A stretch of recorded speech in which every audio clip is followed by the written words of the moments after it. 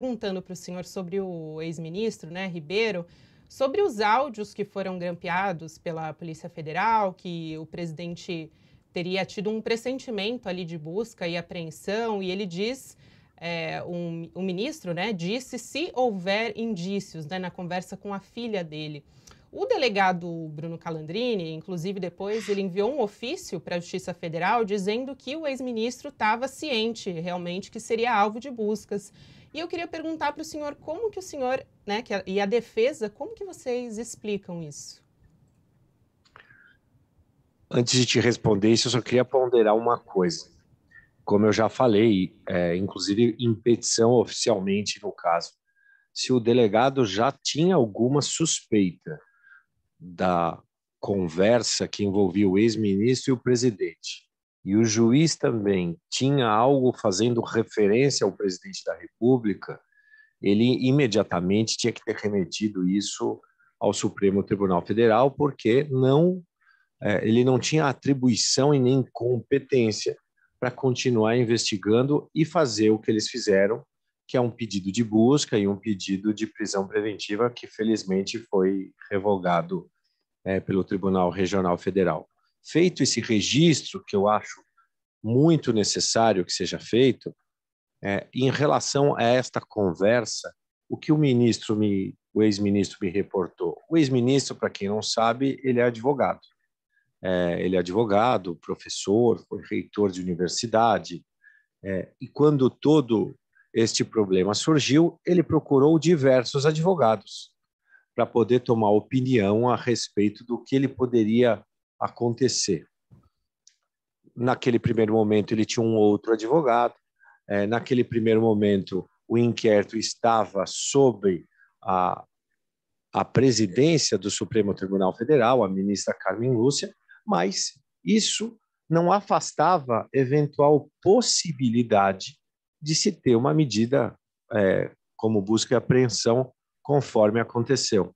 Infelizmente, e com todos os atos praticados na Lava Jato, o que os advogados sempre vivenciaram é que, mesmo não havendo necessidade de busca e apreensão, e nesse caso não havia, porque havia passado muito tempo desde os fatos, mesmo não havendo essa necessidade, a Polícia Federal pedia busca e apreensão e pedia prisão temporária, condução coercitiva e prisões preventivas.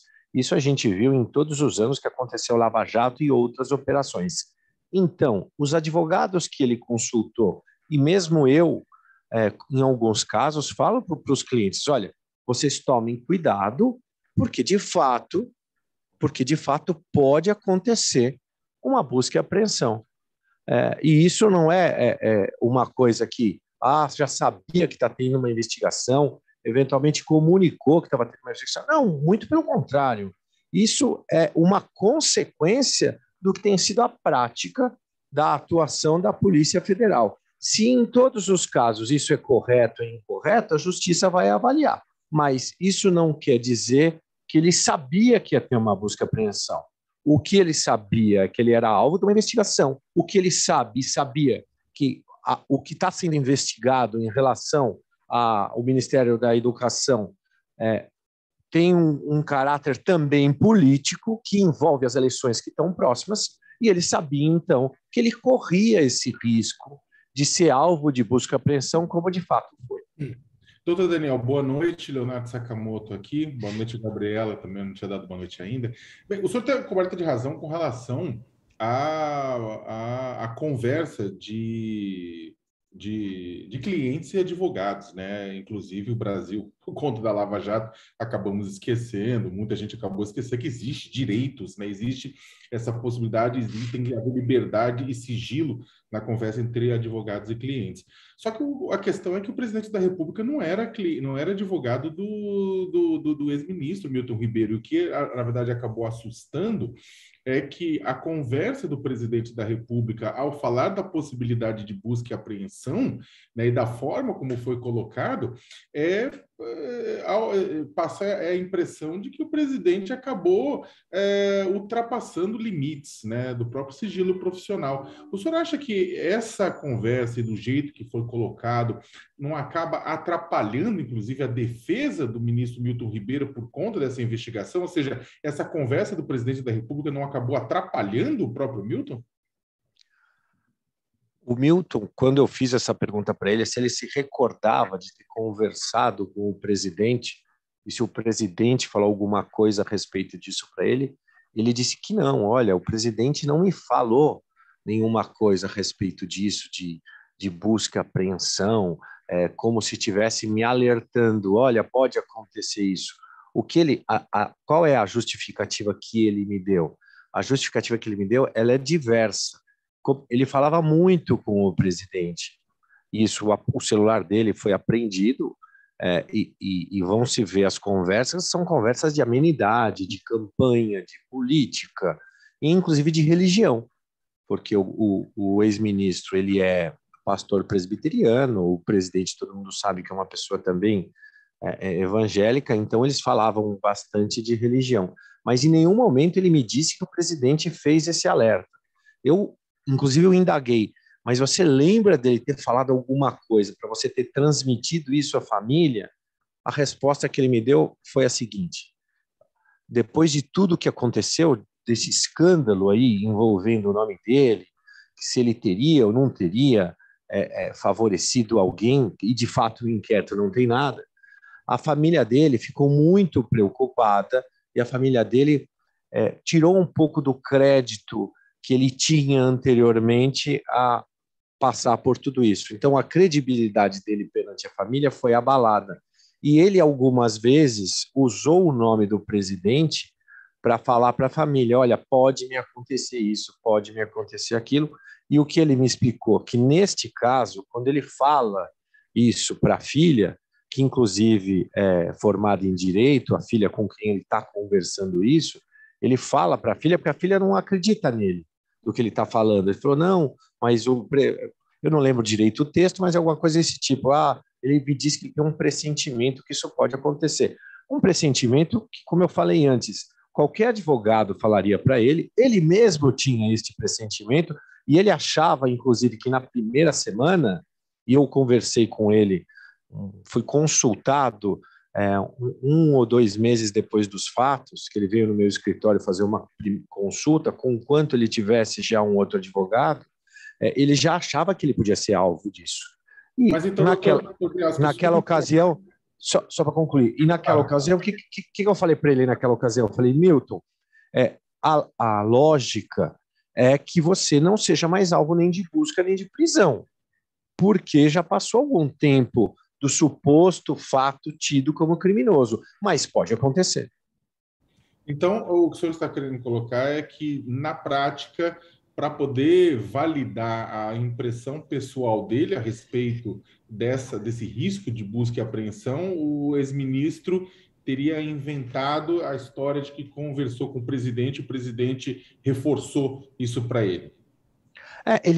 O que ele me disse, que ele não se recordava e que ele não lembra de nenhuma ligação que ele fez com o presidente e que o presidente tenha falado alguma coisa a respeito de busca e apreensão. Ele falou, se tivesse isso, eu falaria, mas eu não me lembro do presidente ter me falado a respeito disso. Não me recordo do presidente ter me falado a respeito disso.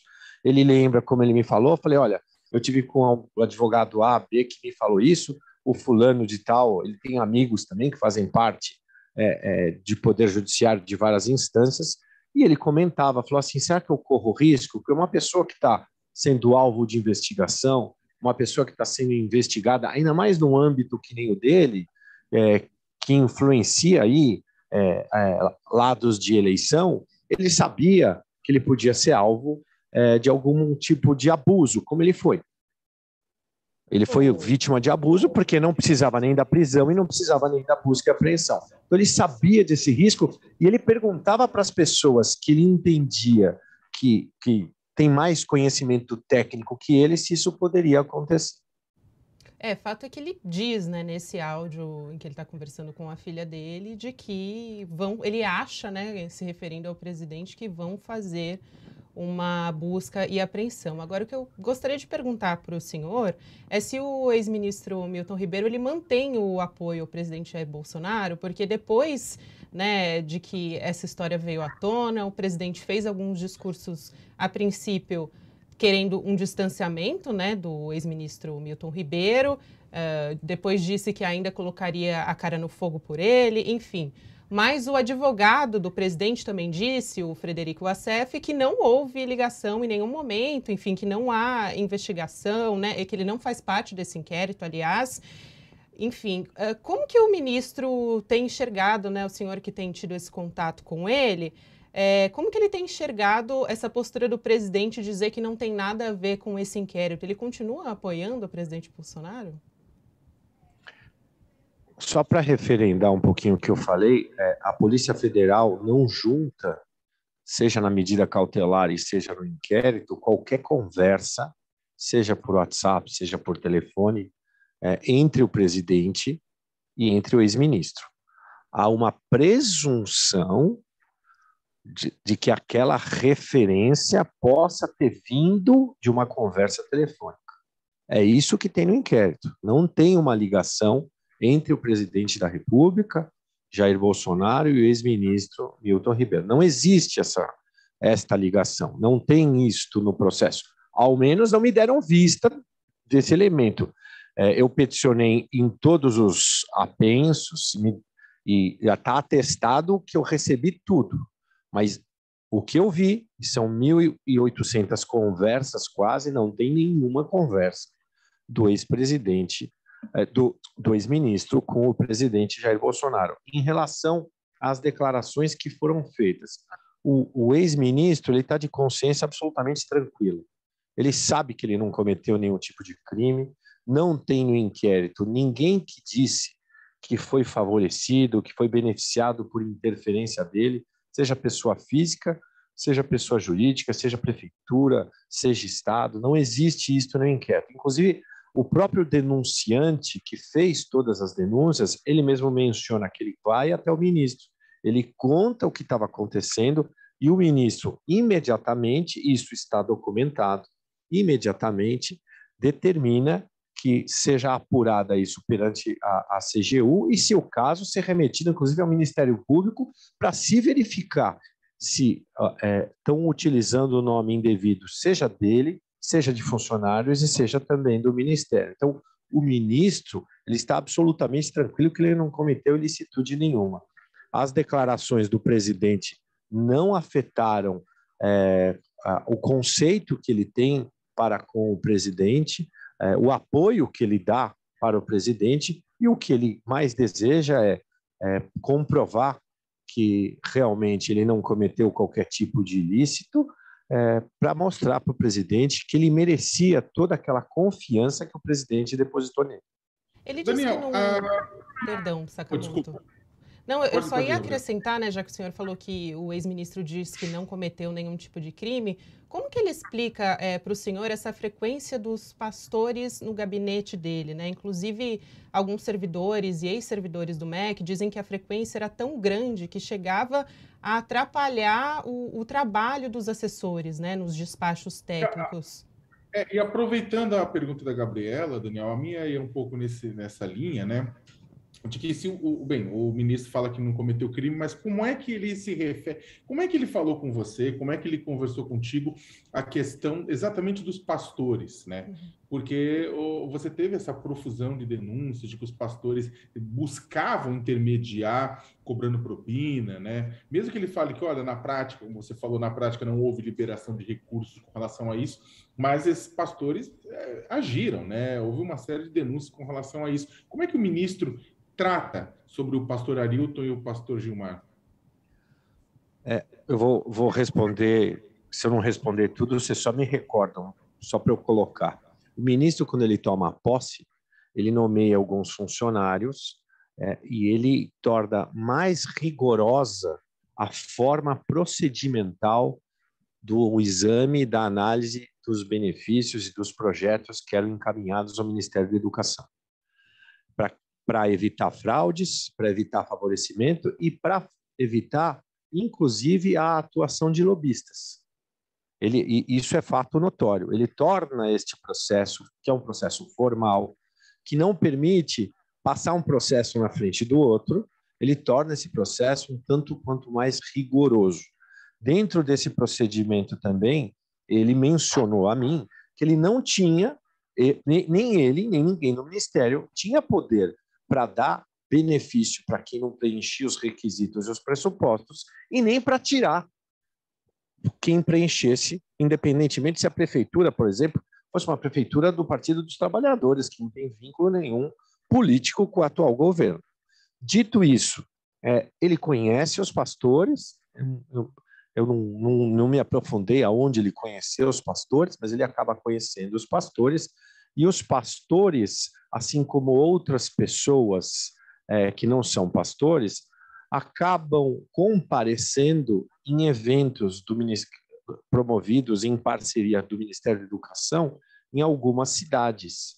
Não é verdade que os pastores dessem expediente no Ministério. As pessoas que visitam o local, o Ministério da Educação, o Palácio do Planalto, o Ministério da Justiça, qualquer tribunal, ela faz uma identificação ali na porta. Da mesma forma, como eu disse, que não tem prova de favorecimento, não tem prova que os pastores viviam e davam expediente lá. Isso é alegação de alguns funcionários. Bem, senhor, doutor, mas só para apontar aqui os dados que a gente tem a confirmação de 127 visitas dos pastores no MEC e também no FNDE. Então, acho que é importante para a gente. Então, o que eu estou te dizendo, como tem o registro lá, eles irem ao Ministério da Educação ou irem a qualquer órgão lá, não quer dizer que eles foram falar com o ministro. Quando foi falar com o ministro, e todos os ministros têm a agenda praticamente pública, é publicada a agenda deles. Quem recebeu, quando recebeu, não quer dizer que todas essas vezes que ele foi lá, eles foram para falar com o ministro.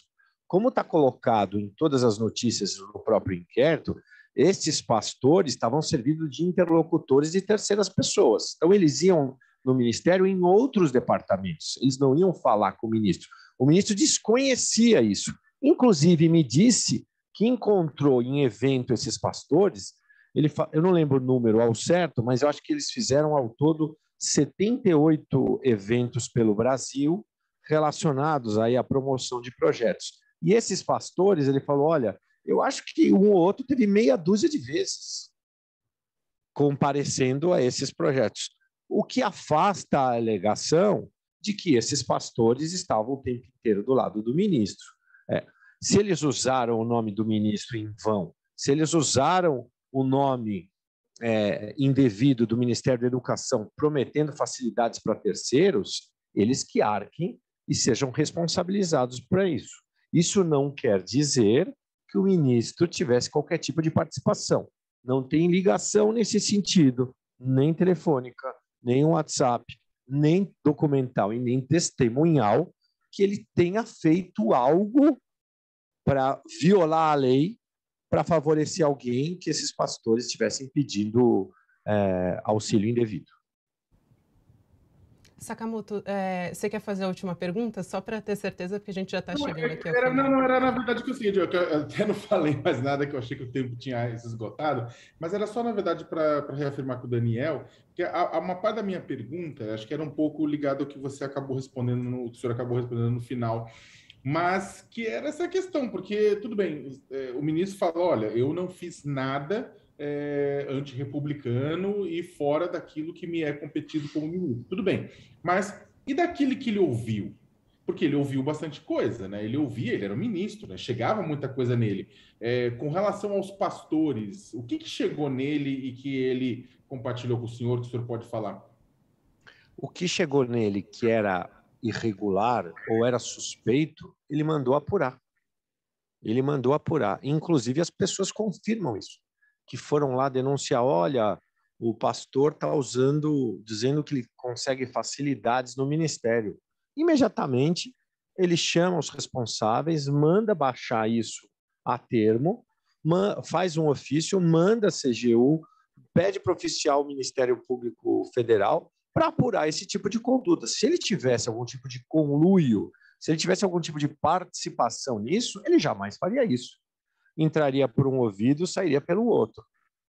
Então, ele não desconfiava que nem esses pastores, nem outras pessoas que frequentavam o ministério, em todos os prédios públicos isso acontece, desconfiavam que estavam ali fazendo alguma coisa que poderia ser tido avaliado ou classificado como suspeito ou criminoso. Se ele soubesse, obviamente, que ele jamais teria, inclusive, comparecido num local junto com eles e nem vendido o carro da mulher. Ele vendeu o carro da mulher para um dos dois, porque um familiar de um dos pastores, acho que foi do Arilton, se não me engano, capota o carro com a família inteira e depois eles estavam num evento no Nordeste, aí ficam sabendo disso, não, mas tá tudo bem, ele falou assim, mas, puxa, agora eu vou ter que arrumar um carro para eles, e o ex-ministro estava com o carro da esposa numa loja de veículos à venda, ele falou, olha, minha esposa está vendendo o carro, com a maior inocência do mundo, quero comprar, acaba comprando e acaba fazendo uma negociação absolutamente irregular. Se ele desconfiasse, ou soubesse, ou tivesse ciência que eles pudessem estar envolvidos em algo criminoso, jamais ele se atreveria a vender o carro da mulher. Porque, olha aqui, vendeu o carro, isso aqui faz parte de alguma coisa. Então, para mostrar a transparência e a segurança do ministro ao afirmar e reafirmar todas as vezes que ele não cometeu qualquer tipo de ilicitude, qualquer tipo de ato, como você fala mesmo, antirrepublicano, imoral, antiético. Ele tentou cumprir o papel dele como ministro da melhor maneira possível. Eu quero te agradecer aqui, obrigada, Dr. Daniel Bialski,